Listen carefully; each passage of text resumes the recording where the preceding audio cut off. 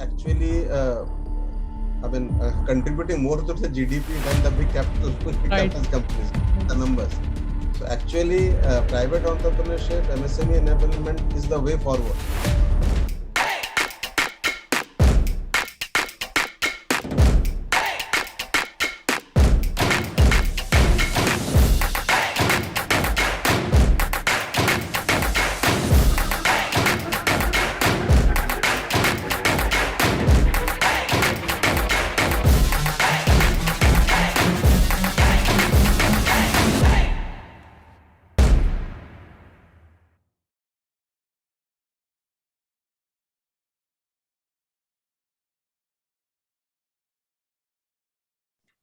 The Indian defense sector is strategically important to India. In 2021-2022, the government allocated $62.8 billion to defense, 1.5% higher than the previous year. This accounts for 2.15% of GDP and 13.73% of total central government expenditure. In the year 2020-2021, India was the third largest military spenders and had the second largest army globally. In view of these factors, coupled with access to nuclear weapons, India is recognized as a strong military power.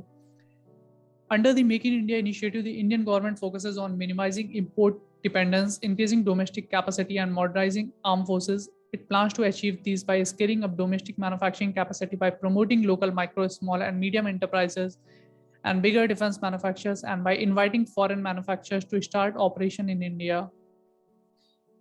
Moreover, the government has announced various reforms on aerospace and defense manufacturing policy to provide a fillip to defense equipment manufacturers in India. And today we are going to discuss this. Hello and welcome to the Honest Talk by Freak Folks. I'm Harsh Pandey. For this particular session, we have with us very special guest today, Commander Angsuman Ojha sir, a humble and decorated naval officer to have donned the uniform for 23-year glorious service. Commander Ojha has a taste of both adventure and action with 9 years of dutiful service on board various Indian Navy vessels and 12 years of exemplary and commendable service in the Naval Police. He decided to establish self-sustaining revenue-sharing based organization in the spirit of cooperative business. He wanted the workplace to include willingly and capable volunteers from the veteran community. Sir wished to contribute a part of the profit towards the welfare activities for ex-servicemen. This idea turned into reality when the ex-Defense Service Employee Chamber of Commerce commenced in the year 2014. The primary purpose of the chamber was to create a platform that synchronizes the expertise, skills, and aspiration of the veteran community. He also, as a practicing advocate, High Court and Armed Forces Tribunal, takes up largely ex-servicemen legal matters and seeks legal remedy for them, and feels privileged to serve the ones who serve the nation in the uniform. And ladies and gentlemen, let me tell you, his profile has so many things, so many glories, which I won't be able to explain in the next few minutes. But I'm pretty sure during this conversation, we are going to learn a lot from him. So first of all, sir, I welcome you to in this session. Thank you so much for joining and actually agreeing to share your thoughts with us. Thank you so much. Thank you, sir. So moving to the topic of today's session, which we have chosen is India's progress as a defense manufacturing hub. But before actually jumping directly to the topic, sir, I want you to answer, actually in the year 2020 and 2021 had been a year of security challenges and highlighted the need for the defense capability building. So my question to you is, how do you visualize the threat to the national security and the need for upgrading defense preparedness as a priority in spite of COVID impacted economy? Well, as far as my thought goes, we have been a nation which has been carved post-independence. We were a conglomerate, or rather you can say about 540 kingdoms came together to create India, which we often forget. So we are a very young democracy, and we are in a work in progress. And this narrative of creating India and retaining it as a democracy of the people, by the people, and for the people has mainly been also possible for its large and competent military and paramilitary and security forces. We are and have always been in war. The challenges that we have seen from our neighboring countries are testimonial to the fact that our soldiers on the front, whether it's sky, land, and sea, have made sure that we have a stable democracy and we have grown economically. Why I'm emphasizing on this fact today, as we see in the Ukraine crisis, economy itself is not sustainable without a powerful military. This is a case in point. This is where we should more emphasize why economic security is directly proportional to the military stability and military strength of a nation. Because off and on at various periods of this nation, we have tried to undermine the importance of military. We have always somehow created a perception military is a tax burden of the nation, and maybe there are easier ways, maybe put some missiles, and why to have a larger military. I think Ukraine case is a case in point that our nation and every citizen should wake up and realize. And when we say military is not military alone, we are industry. Defense industry provides second largest employment after railway. In fact, if you take organizations like DRDO, ISRO, and the likes of defense PSUs, we might be the largest employer of the nation. We are a complete industry in ourselves, wherein we train, we adapt technologies of global nature depending on our economic compulsion, whatever technologies is brought to us. Everything is adapted, absorbed, reinvented, and put into practice in platforms which are lethal, which have enormous amount of critical mass if things go wrong. This is a testimonial of not only armed forces fighting capability, but its industrial capability. Now, having said that, on an average, I'm talking about the uniformed person, about 60,000 of us join the CV street every year. Now, there's a huge skill potential that the nation has. Right. Most of them are pensioners, but they have enormous amount of 15 to 20 years to put at the least industry experience from the defense, which the nation needs to synergize in its economic growth story. And that is where my personal endeavor in whatever little way I can is whether through the Indian Ex-Defense Service Employees Chamber of Commerce and Industries. And now I've been fortunate to be associated with the India Chamber of Business and Commerce, which envisages our Prime Minister's global aspiration to make India a truly 5 trillion economy. And it is envisaged to be the World Economic Forum kind of body for India. I'm very fortunate to be part of this organization and driving the economic aspiration of this nation, especially under the Atmanirbhar Bharat, as you rightly pointed out. Now the question is, how does it happen?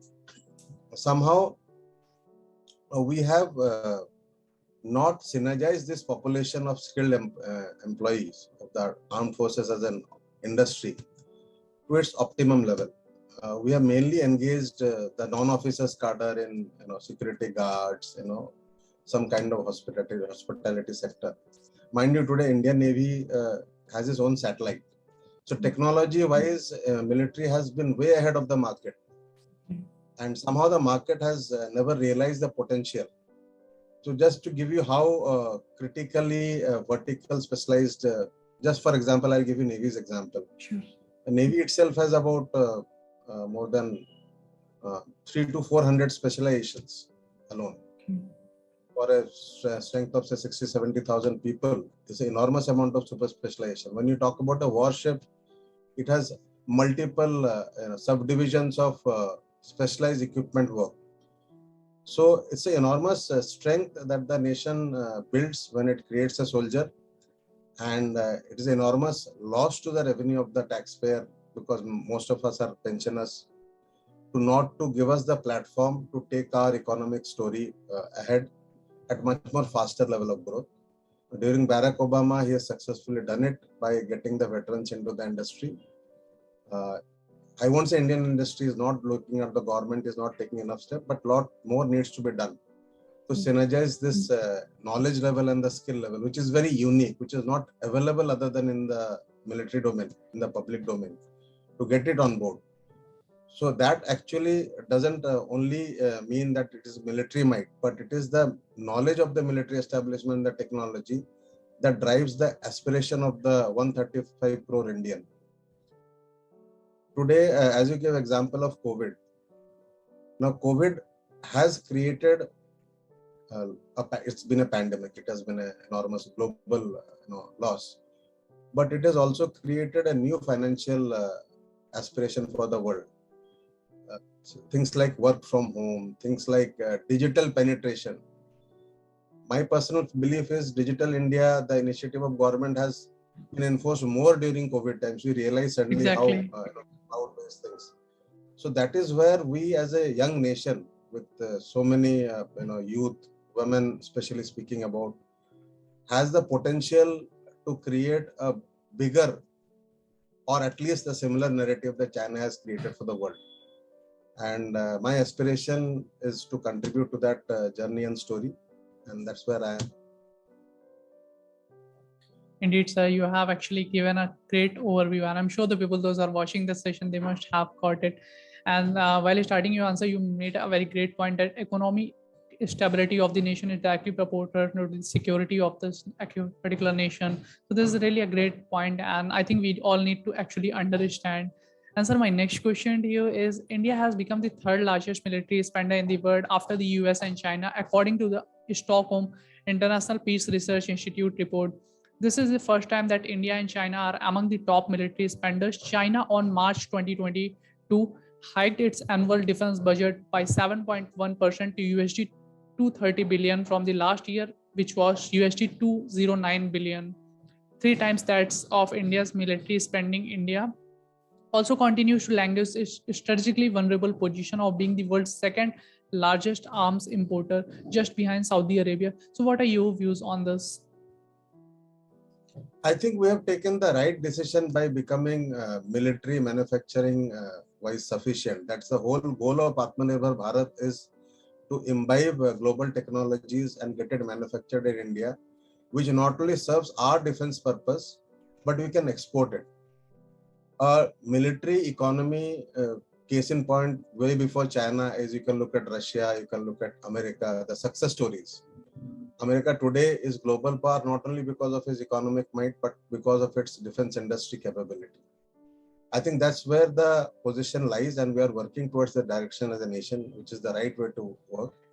But at the same time, we should be realistic. We are much more economically, we have to look at 40 to 50% of our nation, which is striving to get 3 meals a day or a roof over a day. So we can't have aspirations of budgetary allocation that China does. They have a very different kind of setup. Politburo and the army works very differently. And whereas we are an inclusive democracy, where every 135 crore Indian needs to be catered for and their aspirations have to be catered for. So the realistic step is what government is doing now under Atmanirbhar Bharat. We have enormous skill potential. We have the funds. There's no doubt of funds.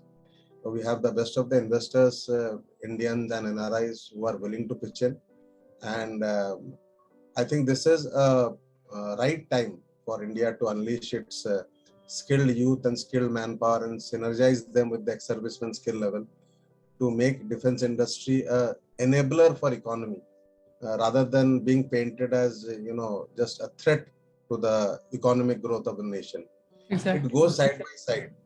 To just give an example, when you look at military, it's not only about arms and weapons.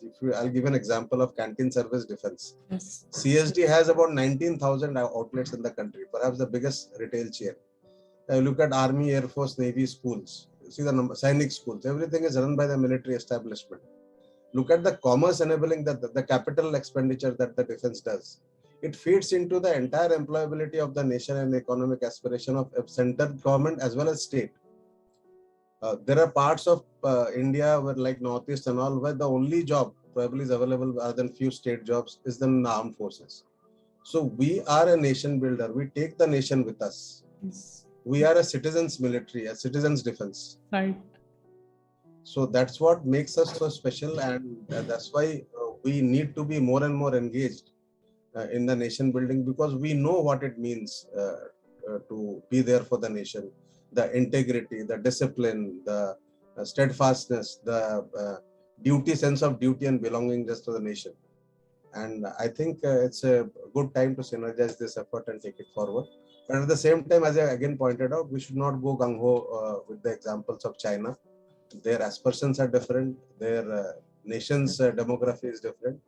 We, as I said, we may be a young nation, but we are maybe 5,000-year-old civilization. We have different languages, different ethos. Exactly. Our unique diversity is what is special about us. We should not decry it. In this cry of nationalism, at times we forget minority is what democracy needs to protect. A nation, despite of minority, has to take the minority along and make it a narrative of the nation. Every religion of the world, we have the religions like Sikhism, Jainism, Buddhism, Sufism, they have grown in this soil. So our civilizational value and our today's youth aspiration, I think, is a correct synergy to take the nation to the next level. So it's like youth like you who are our future, and I'm sure we are going in the right track. Thank you, sir. And sir, my next question to you is actually your analysis and article on India's progress as a defense manufacturing hub have been widely acclaimed. So my question to you is, how do you see what are the challenges to India's defense modernization and Atmanirbhar? I don't think there's a challenge as such. It's a journey. Okay. You see, people talk about a submarine technology of the Germans. It didn't happen in a day. No matter how much money you pump in, a technology development and getting a defense industry status of a global level is a process. And we are already part of the process. We are very grateful that the government is looking at the potential of this process, and budget is being allocated, because there is a direct and indirect job employment effect to this entire effort. I'm very proud to say that one of the greatest initiative that India Chamber of Business and Commerce is doing is enabling the MSMEs. They are actually contributing more to the GDP than the big capitalist companies, the numbers. So actually, private entrepreneurship, MSME enablement is the way forward. Where, as late President Kalam used to often say, entrepreneurship is what we need to be job givers than job seekers. And that's where the solution lies. Each of us has a capability, the platform, the digitization, the market availability of funds, crowdfunding, so many things have opened up which was not there during our growing up years, at least I know. So this is a time where every Indian should think like an entrepreneur, act like an entrepreneur, build local, think global. Exactly. That is the way out of the economic crisis. If we are looking at rollout of government jobs, some fixed salaries, I do not think that we can sustain. It has to be, IT sector, I think, is one of the glorious examples. Look at the film sectors. COVID happened, OTT came. So we have enormous amount of resilience as a nation, the patience. Only thing, our aspirations has to match with the today's financial reality, and today's reality is all about work from home, digitize your business, enabling digital employment or IT-enabled services. This is the way forward. This is the new story that India has to come. And we are, I think our youth is ready. You guys are ready to take us forward. This is really great. And I'm actually very impressed from this answer that you focused on entrepreneurship. And I really liked it. And I'm sure the people, those are watching this session, they are going to understand its importance. And sir, my next question to you is actually, I can say there's a lot more to learn from you, but today I don't want to take too much of your time. So moving to my last question of this session, having had a vast experience in handling this in your uniform career and subsequently as analyst, so my question to you is, what are your recommendations to foster self-reliance in defense? And how do you see the scope of entrepreneurship? Because you have talked about it in your previous answer. Well, I would request all the youth to give it a try to join the armed forces. Is a fantastic service. Today, short service commission in the military, women entry in the military as officers and non-officers has opened up. It's a fantastic career option. Even if you do short service as a 5 to 7 years, it gives you an enormous amount of skill value and orientation to take on anything in life. So the best of the brains and best of the youth should at least try to join the armed forces, because it builds you up for the second career. You go and see abroad, you see countries like in the Western Europe, most of them had, their top leaders are the people who have donned uniform and they take pride in it. I think that national pride and national involvement of serving in uniform, at least for a few years, should be a priority for the youth. And entrepreneurship, I guess you can look at organizations like NCC. In fact, I was fortunate to be in National Cadet Corps for 5 years. In fact, I was a Naval Cadet in NCC, and I stayed there for 5 years. So that's where I, got this inspiration to join Indian Navy.